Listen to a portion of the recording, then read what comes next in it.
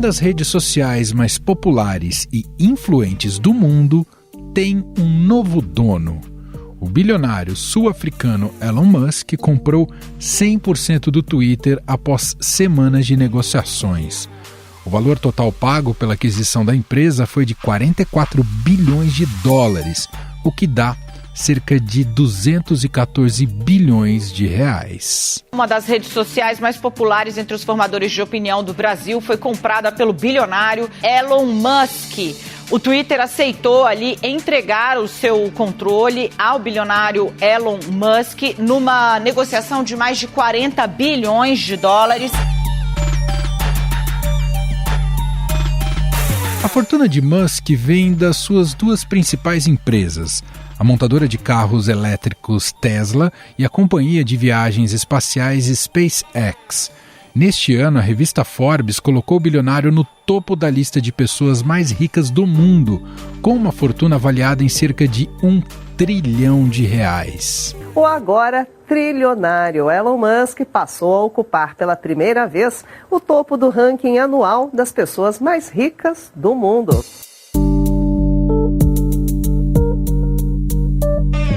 Mas por que a compra do Twitter pelo empresário vem causando tanta polêmica no mundo?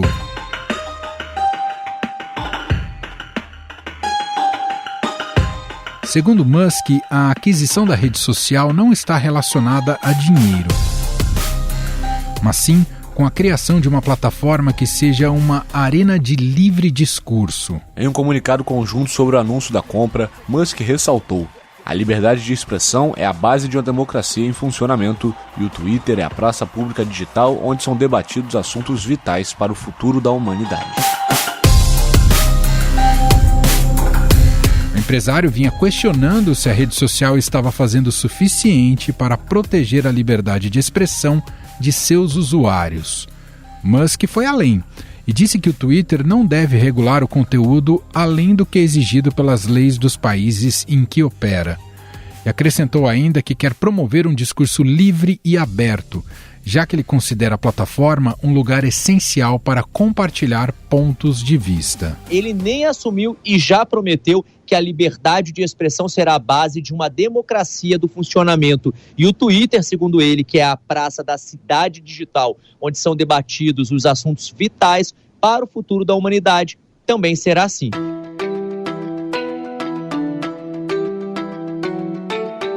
A partir dessas declarações, especialistas estão preocupados de que a rede social vire uma arena de batalha, onde tudo é aceito.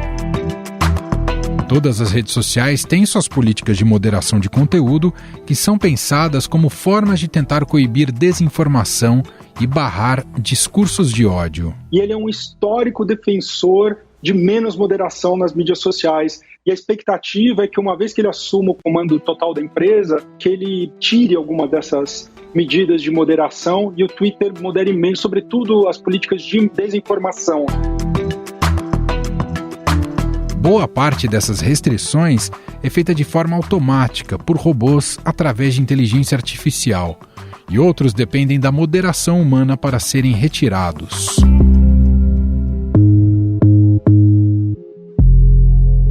A notícia animou os apoiadores do presidente brasileiro Jair Bolsonaro, que tem no Twitter uma das principais plataformas de divulgação de apoio e também de fake news. Muitos, inclusive, já tiveram suas contas suspensas por disseminar notícias falsas sobre o sistema eleitoral e a vacinação contra a Covid-19. A conta no Twitter do empresário e dono das lojas Havan, Luciano Hang, foi suspensa pela rede social nesta quarta-feira.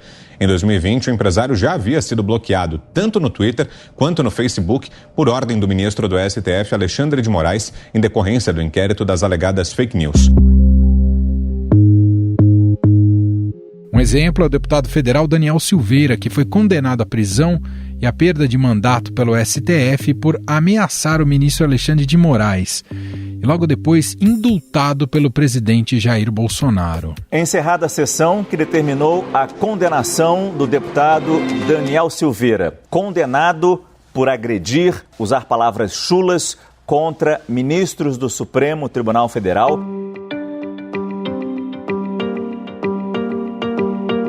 Por razão dessas ameaças, foi ordenado que a rede social suspendesse a conta do parlamentar. O próprio presidente Jair Bolsonaro, que possui mais de 7 milhões de seguidores, já teve tweets com fake news e desinformação sobre a pandemia apagados pela plataforma. Ele acabou postando essas imagens no Twitter e aí o Twitter se posicionou e apagou 2 dessas postagens. Ou seja, a plataforma entende que o presidente foi contra as orientações das autoridades de saúde. Filho do presidente, o deputado federal Eduardo Bolsonaro comemorou nas redes sociais a aquisição do Twitter por Elon Musk. O empresário bolsonarista Luciano Hang foi outro que disse esperar que o novo dono da rede social traga mais liberdade à plataforma. Com receio do que pode vir pela frente, o Ministério Público Federal avalia um envio de um ofício à equipe que cuida do Twitter no Brasil para questionar se a chegada de Musk ao comando da empresa vai afetar as políticas de combate à desinformação na rede social, que também tem um acordo contra fake news com o Tribunal Superior Eleitoral para as eleições de 2022. Os usuários brasileiros do Twitter agora têm uma novidade na hora de usar a plataforma. Trata-se de uma ferramenta para denunciar a divulgação de informações falsas aqui no país. Essa opção foi liberada hoje, na segunda-feira, tanto no Brasil quanto na Espanha e também nas Filipinas. Informações divulgadas pela Reuters, que conversou com funcionários da empresa, mostram que os colaboradores do Twitter estavam preocupados com a capacidade do bilionário de influenciar as decisões da empresa sobre usuários abusivos e conteúdos considerados prejudiciais à população. Jack Dorsey, um dos fundadores do Twitter, agradeceu ao empresário pela compra da empresa e afirmou que confia em Musk para trazer luz à rede. E para analisar o tema por aqui, a gente convidou para uma conversa o jornalista e colunista aqui do Link Estadão, Pedro Dória. Ele é também autor de livros como o Manual para a Internet. Olá, Pedro, seja bem-vindo, tudo bem? Oi, Manuel, sempre um prazer falar contigo. Pedro, a gente vem observando há algum tempo essa obstinação do Elon Musk em comprar o Twitter. Algo que, enfim, se concretizou nessa semana. Diante do que temos de elementos até aqui, o que é possível presumir nesse movimento?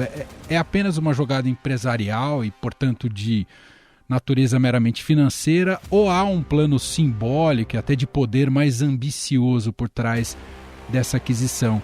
Eu até quero citar aqui nessa primeira pergunta uma frase que foi dita pelo próprio Elon Musk, que é a seguinte: ele falou: investi no Twitter porque acredita em seu potencial para ser a plataforma para a liberdade de expressão em todo o mundo. E acredito que a liberdade de expressão é um imperativo social para uma democracia funcional, foi o que disse Elon Musk.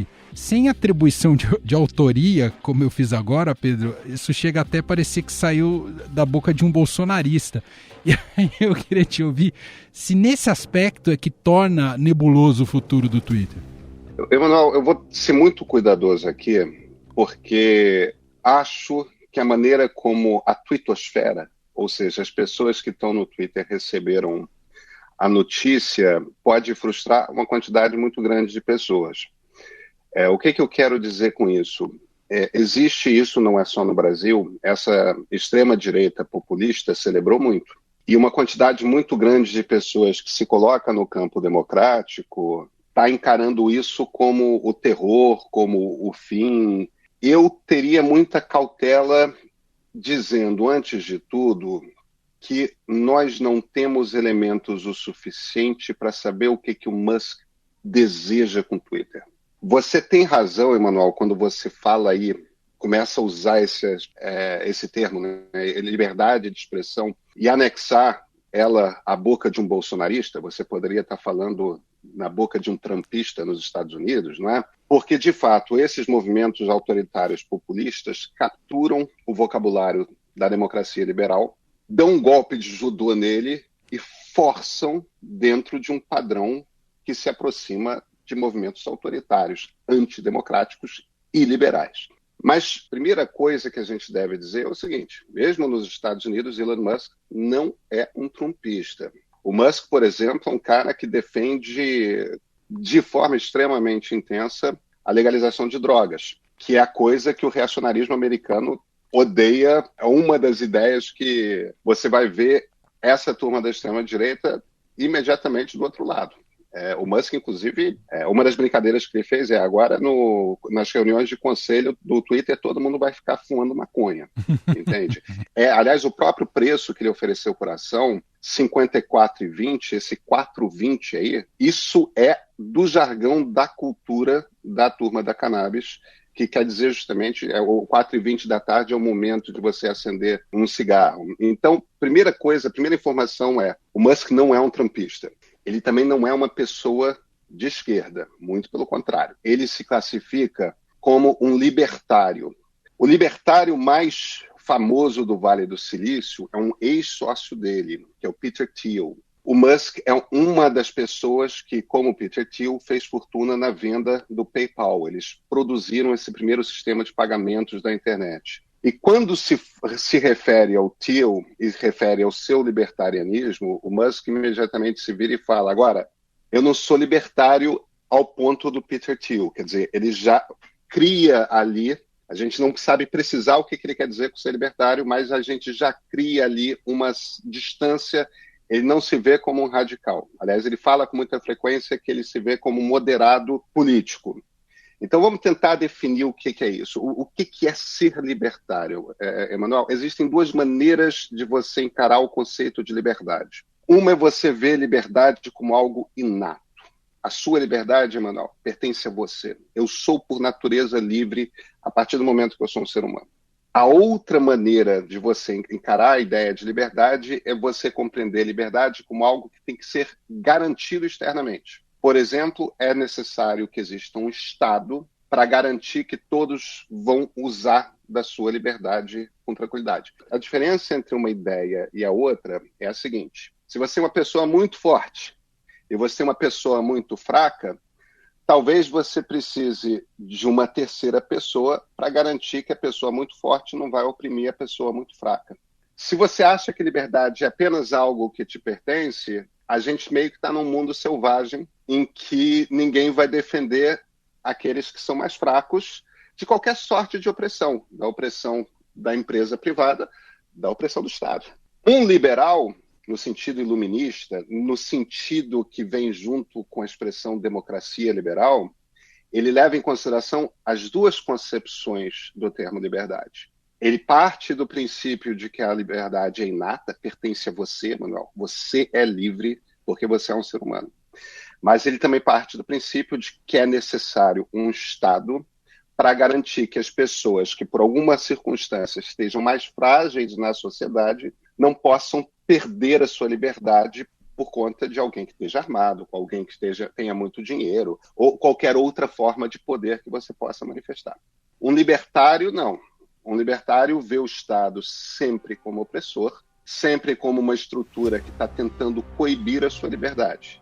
Então, onde nessa escala entre ser liberal e ser libertário que Elon Musk está, é muito difícil dizer. Quais seriam os planos efetivos do Musk para o Twitter? A gente tem como saber, Pedro? Ele vê o Twitter como um espaço para o exercício de liberdade de expressão para todos. A segunda coisa que ele nos fala é que ele considera que é necessário acabar com todos os bots. O que é o bot? É aquele usuário que, na verdade, não é uma pessoa, é um software automatizado que finge ser uma pessoa, às vezes. O Musk acha que o Twitter não pode ter bot. O Musk acha que todos os usuários têm que ser autenticados. O Musk não gosta muito da ideia de moderação. Ele acha que tem que diminuir moderação. Então, vamos explorar um pouco essa ideia. O que é autenticar? Se autenticar quer dizer que você tem que comprovar que você é você mesmo, aí a gente entende como que ele quer acabar com o bot, entendeu?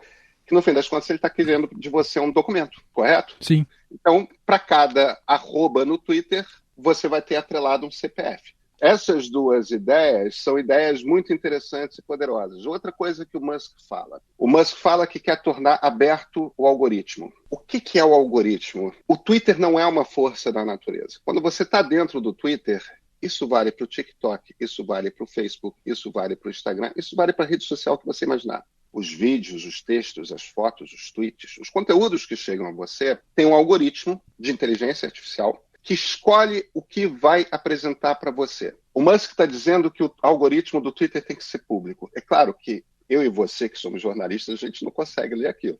Mas tem gente que sabe muito de programação e consegue ler aquilo. Por que é interessante isso? O Twitter, qualquer jornalista vai te dizer isso, o Twitter é um espaço absolutamente selvagem, de uma agressividade inacreditável. Qualquer coisa termina em cancelamento, qualquer vírgula fora do lugar que você põe, às vezes porque você é mal compreendido, começam a te atacar. E todo mundo tem essa queixa do Twitter de o quanto que é agressivo estar lá, e quanto que às vezes é uma experiência até emocionalmente muito desgastante estar lá. Em grande parte, a responsabilidade é o algoritmo. Por quê? Emanuel, vamos lembrar de uma coisa, o Twitter hoje é uma empresa de capital aberto. Isso quer dizer que é dividido em muitas ações, pessoas diferentes, empresas diferentes são donas dessas ações e você compra e vende as ações na Bolsa de Valores. Quando uma empresa é uma empresa de capital aberto e está na Bolsa de Valores, isso faz com que os acionistas, ou seja, o mercado, essa figura ampla, né, e quase imaginária, está sempre cobrando seus resultados. Então, a cada trimestre, você tem que provar que você está dando lucro. Qual o modelo de negócios do Twitter? O modelo de negócios do Twitter é publicidade. Então, o algoritmo tem a seguinte missão, fazer você ficar voltando para o Twitter a toda hora. E como é que a inteligência artificial resolve a questão de ficar fazendo você voltar para o Twitter a toda hora? Só existe uma maneira, te engajar emocionalmente. Isso quer dizer te deixar irritado. Isso quer dizer ficar ali naqueles debates que metralhando o teclado porque você não aguenta, porque você tem que ficar voltando, você está com raiva. Uhum. Esse algoritmo, no fim das contas, para engajar o máximo possível as pessoas, o que ele fica fazendo é jogando para muita gente, porque ele já aprendeu o truque, e eu vou jogar, portanto, o tipo de conteúdo que vai trazer mais desta reação emocional. Então, quando as pessoas... Aí a gente começa a se aproximar dos bolsonaristas, ou dos trumpistas, ou de outros grupos autoritários. Eles gostam do Twitter por causa disso. Publicam mentiras, distorcem a realidade. Isso cria na cabeça de muitas pessoas um descolamento real da realidade de fato. E cria aquelas bolhas das quais a gente não consegue tirar pessoas radicalizadas, em grande parte... porque o Twitter gosta de distribuir justamente o tipo de conteúdo que eles produzem. Agora, se esse algoritmo é diferente e começa a estimular conversas com civilidade, conversas em que ele sabe que pessoas que discordam estão engajadas pelo interesse do debate intelectual, por exemplo, são conversas que atraem muito a atenção de algumas pessoas, mas não atraem multidões. Esse Twitter... é um Twitter que vai precisar de muito menos moderação e é um Twitter que vai ser muito menos agressivo. E o Musk está fechando o capital do Twitter. Ele vai ser dono de 100% das ações. Então, se o Twitter vai passar 2 anos dando prejuízo, enquanto passa por uma transformação, para depois aparecer com outro modelo de negócio de sustento da empresa, isso é irrelevante. A pressão do mercado não existe mais. O negócio é dele. Pedro, de que forma essas possíveis mudanças vão impactar a usabilidade dos usuários do Twitter? Quem que usa mais bot, Manuel? Justamente os grupos que têm interesse em falsificar o debate público. Se você tira todos os bots, obriga todo mundo a atrelar o seu CPF, a sua arroba no Twitter, aí você não tem a facilidade artificial de turbinar as suas mensagens, e você cria responsabilidade legal atrelada a tudo que você fala. Você passa a ser legalmente responsável por tudo que você fala, porque o seu CPF está lá. Se você junta isso com um algoritmo que não busca mais o engajamento, mas busca a troca intelectual de argumentos, a gente já está falando de um ambiente radicalmente distinto. A gente está falando do mercado de ideias ideal. aquele espaço em que a liberdade de expressão existe em função de melhorar a qualidade do debate público. Porque é para isso que a gente quer liberdade de expressão numa democracia. Para que as ideias possam ser jogadas na praça pública, possam ser discutidas, possam ser testadas, possam ser argumentadas e reargumentadas. Então, a ideia aqui pode ser de um Twitter muito interessante, que de fato melhora a qualidade da democracia e muito diferente de tudo aquilo que a gente vê nas redes sociais hoje. Uhum. Agora, eu posso te garantir que esse é o plano do Elon Musk? Não, eu não posso te garantir isso, porque a gente tem muito pouco. O que eu posso te dizer é, estamos falando de um sujeito que é brilhante, porque ele tem vários empreendimentos. Ele conseguiu transformar em sexy a ideia de carro elétrico. A indústria do carro elétrico, que já está explodindo na Europa, em alguns anos vai explodir no Brasil, é uma invenção de Elon Musk. A ideia já existe há décadas, muitas décadas. Ele transformou o troço numa coisa factível. Ele jogou viagem espacial, o custo de viagem espacial, no chão para poder viabilizar a coisa maluca de viajar para Marte. Todas as coisas que ele pega são coisas que ele reinventa indústrias inteiras. Praticamente todos os negócios do Musk são voltados para quê? Para combater o excesso de carbono na atmosfera e as mudanças climáticas. Estamos falando de alguém com cara de bolsonarista ou trumpista? Não, não estamos. Não só é alguém que está combatendo mudanças climáticas, como alguém que está mostrando que é possível você criar negócios extremamente rentáveis enquanto você combate mudanças climáticas. Ele mostra que o capitalismo consegue conviver com um mundo melhor nesse sentido.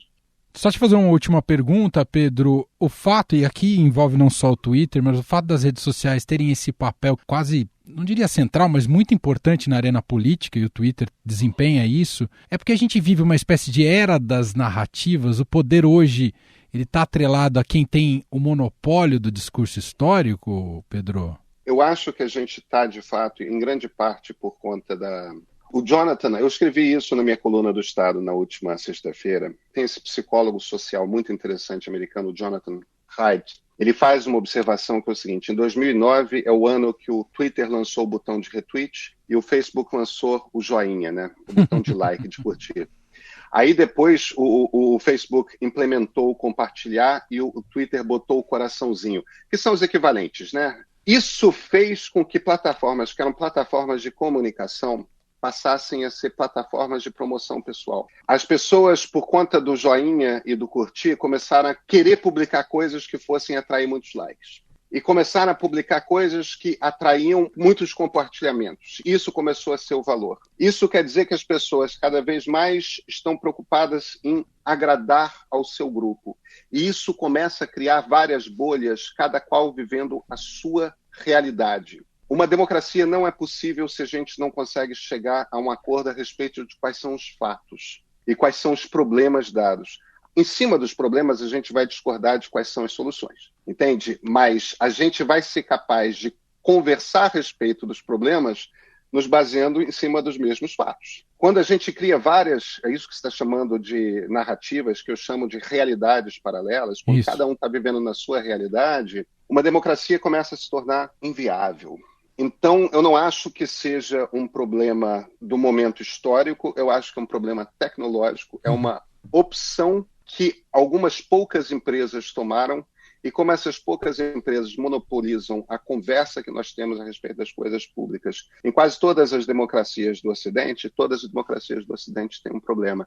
Esse problema não é difícil de resolver, é só a gente conseguir controlar o algoritmo. Isso talvez exija algum tipo de interferência estatal, algum tipo de regulação. Mas como eu sou um liberal e não um libertário, eu acho que o Estado serve para isso mesmo. Muito bom. Pedro Doria, jornalista, colunista aqui do Estadão, fazendo aqui essa reflexão sobre esse significado da aquisição e tudo que surgiu de reverberação após a confirmação que o Musk estará à frente do Twitter. Te agradeço, Pedro. Muito bom te ouvir. Sempre um prazer estar aqui, Emanuel. Obrigado pelo convite.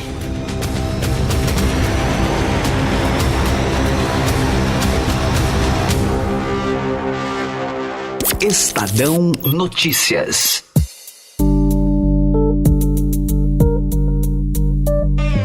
E este foi o Estadão Notícias de hoje, quarta-feira, 27 de abril de 2022. A apresentação foi minha, Emanuel Bonfim. Na produção, edição e roteiro, Gustavo Lopes, Jefferson Perleberg e Ana Paula Niederauer. A montagem é de Moacir Biasi. Escreva pra gente no nosso e-mail podcast@estadão.com. Um abraço pra você e até mais.